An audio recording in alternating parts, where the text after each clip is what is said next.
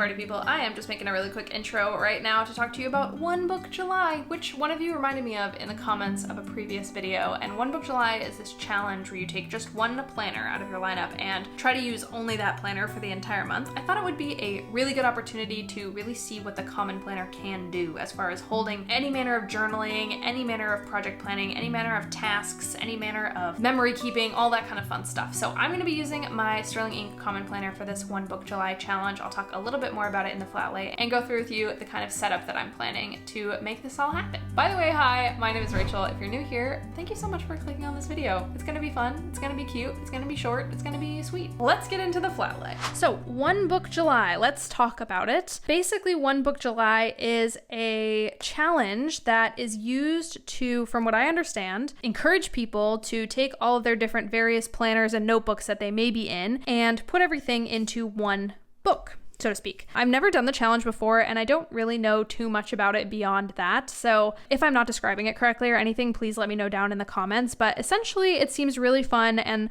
one of you guys asked me if I was going to do it in the comments a few weeks ago. And I was like, you know what? That is a really good idea because I have been meaning to really test out the Common Planner and see what this bad boy can handle. So what I want to do for One Book July, I think is a little bit unique from what most people do. So most people who have multiple planners, they are going into one of those, they're picking one of those planners and they're just using that to plan their lives. What I do is I have a couple of planners, a couple of journals, and many apps that I use to plan my life. And what I'm going to try to do is I'm going to put all of that into One Book July, into the Common Planner. So there's a few exceptions to this. For work, I kind of have to use my work tools. I can't just lift all of my projects out of our communal project planning software and put them in my book because I want to. I will be trying to duplicate some of the information from work into the paper planning so that when I am working out of the planner and then I'm just going to update it in our shared project or task management system. But for the most part, I want to be working out of my planner in terms of like the daily task lists or the project task lists that I have. So my exception is work, and my exception is my Google Calendar. I just schedule and move too many things around with too many people in my life right now who also use Google Calendar. Too many people like that in order to just be relying on a paper schedule. And I also don't always have this with me. So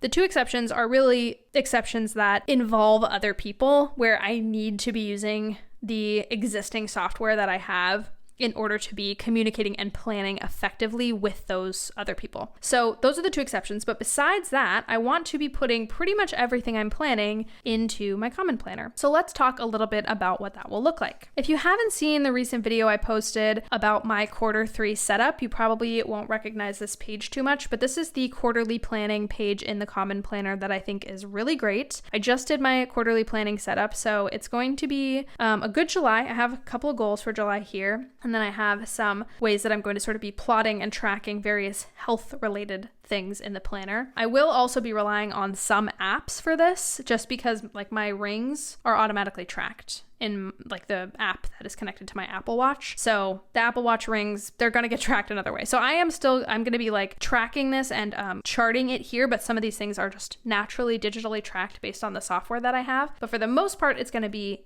reflected in this planner. And then for the months, I've also, in my recent video about Q3 planning, I also plotted out my months and just sort of like planned out some things. So my thought for this, even though I will still have my Google Calendar and I will still need to use it for things that involve my like friends or family or other people who share certain calendars with me. My thought is that when planning, I'm going to come into here first, and then that way I'm still getting a lot of use out of the one book. And I'm going to say, hey, like, okay, somebody invited me to something this weekend, but I have a Pride celebration. I can't do that. And then I'm going to talk to them about how we can move it around or whatever. So I tried to move everything in here that wasn't like obvious, like obviously I worked every day. I tried to put everything in here that would like prohibit me from making other plans. Like I'm seeing a movie this weekend, so obviously I can't make other plans that night. And I'm just going to try to rely on the paper planning first, especially when I'm planning my weeks. So I'm going to be looking at this and I'm going to be saying, okay, I've got a full moon this date. I'm flying in. I got got to film, I got my dad's birthday. And then I go to my weeks and I say, okay, this is what I'm doing this day. This is what I'm doing this way. This is what I'm doing this way. Instead of looking at my Google Calendar for that information, I want to be looking here. So I can really get the most out of like using the monthly to inform the weekly, planning all in one space, if that makes sense. The weekly is still probably going to be a very decorative space for me because I just think that's really fun and I get a lot out of this. I'm curious to see how the weekly evolves during my One Book July because right now it is a really decorative space and I'm actually looking at my regular calendar most of the time when I am planning my week. So having to look at this instead of looking at that calendar, it's going to be a challenge, but I think I'm going to be able to do it. And then for the dailies, so this is my Q2 review. We're just going to ignore this page right now. If you want to see and know more about that,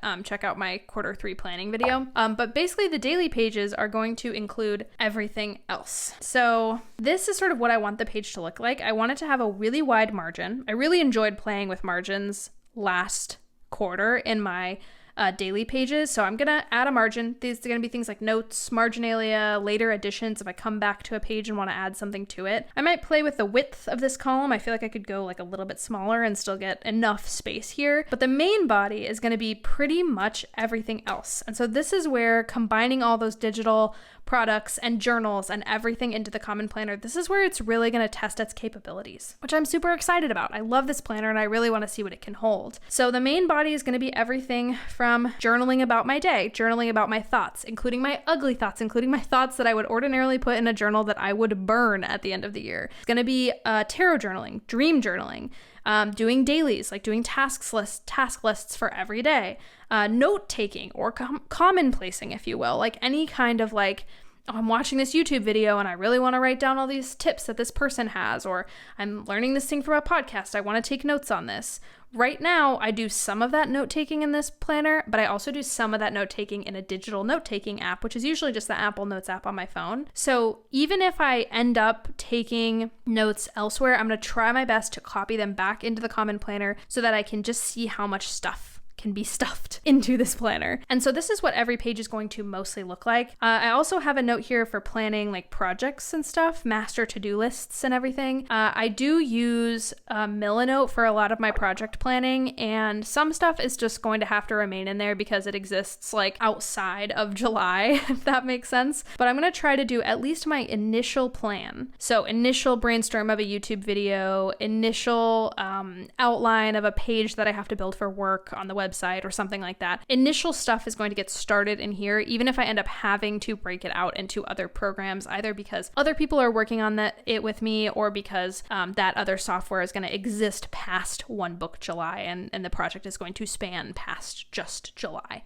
If a project is like from start to finish in July, I'm going to try my best to keep it all in the planner. So it's going to be super fun, going to be a big challenge. For journaling, I have done journaling in my planner before. And basically what I did was I like taped off the pages. So like there's like 3 or 4 pages in here of just me ranting about something in sort of like a journaly type of way. And I will probably be also taping off pages that I journal. So what I'm going to try to do is like instead of having a page, let me find an example. Okay, I can't find a good example, but let's just use this page. Instead of having a page where I'm like writing a to-do list up here, and then I'm like, maybe I take this chunk to just like journal about my day, and this chunk to write another to-do list, and this chunk for notes. Instead of doing that, what I'm going to be trying to do is journaling on consecutive pages. So if I'm working off this page and I have a to-do list up here, and then I get to the end of the day and I only have this part of the page filled out, I'm gonna just flip to like the next clean open page and journal here instead of journaling like right on this page. And that's because with my journaling, it's really important to me that I just have freedom and nobody else is looking at it but me, and there's not any risk of anybody else seeing it. And I share my planners and stuff like that on social media and on the internet all the time. So if I don't have all my journaling on like these 2 pages that I can then just like tape together, it makes flipping through the planners and sharing the planners on social media a lot harder because that's my personal information, my personal thoughts that I don't necessarily want to share. It's just harder to move around it, but if I can tape it off, I think I can make it work. So some of the stuff will get taped off, some of the stuff, if it's not super personal, maybe in line, but for the most part, I'm going to try to tape it off. And that's going to be really, really interesting. Really hard, but really fun, I think. So I have this spread set aside as well, and this is going to be for my running task lists. So I keep running task lists in another app called Things 3. Things 3 is usually the first thing I open up when I have an idea or I have a thought. I open up Things 3 and I go right there to jot down that idea, that note, that thought, that task, and then I process it later and I put it in one of my various lists on Things 3. But because I want to try to use One Book July, One System July, I am going to be trying my best to take everything out of things and put it here, which is going to be pretty hard, but I think I can do it. I think the most difficult part will be training my brain to come to this space first before I go to things, which is gonna be really hard, especially sometimes I just won't have my planner with me, and at that point I gotta do what I gotta do. But for the most part, I want these to be my master task lists. So I have one I'm gonna split this page, work and personal, and then I have a whole page set aside for YouTube. I think this is going to be sufficient for now, and then once this gets filled up, I will just do it on another page. But for July, I want to just try seeing if I can have it on just one page. So that is how I am setting up One Book July. I'm pretty nervous, but also excited. I really want to see how much this little baby can hold, and I'm planning on getting the Common Planner again next year, so I want to know exactly what I can be doing with this guy and exactly how I can be filling it up and using it to the best of its ability. I'm not saying all of the solutions in the whole world can be resolved by a paper Common Planner, but I'm excited to just be experimenting with analog and try to get it all done here. I think it's going to help me feel like the Common Planner and my one book is really a place that I can trust, and I'm really excited about it. So I'm curious how that's going to go. If you're also doing One Book July, let me know down in the comments what planner you are using. Are you combining also your digital tools and your analog tools? Are you combining journaling and planning? What are you getting done in your One Book July, and why? Why are you doing the challenge? I would personally love to know. And of course, if you made it to the end of the video, I love you so much for staying subscribed, for being awesome, for hanging out with me throughout all of these videos, and I will see you guys for the rest of the month on One Book July. Oh, go ahead and go over to Instagram and follow me. I'm at Rachelle in Theory over there. I'll be posting periodic updates about the challenge as well. Okay, love you guys so much. I'll see you in the next one. Bye.